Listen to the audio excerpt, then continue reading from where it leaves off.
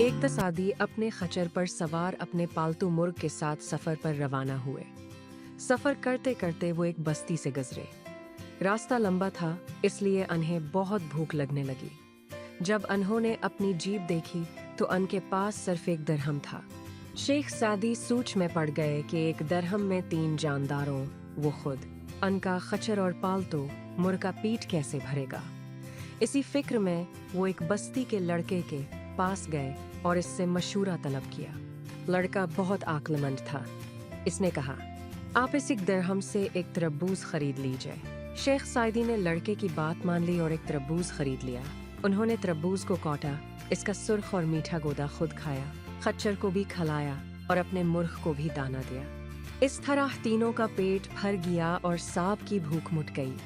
شیخ Saadi اس عقلمند لڑکے کی دانائی پر بہت خوش ہوئے اور دل میں اللہ تعالیٰ کا شکر ادا کیا۔ نتیجہ، عقل اور دانائی سے مشکل مسائل بھی آسانی سے حل ہو جاتے ہیں۔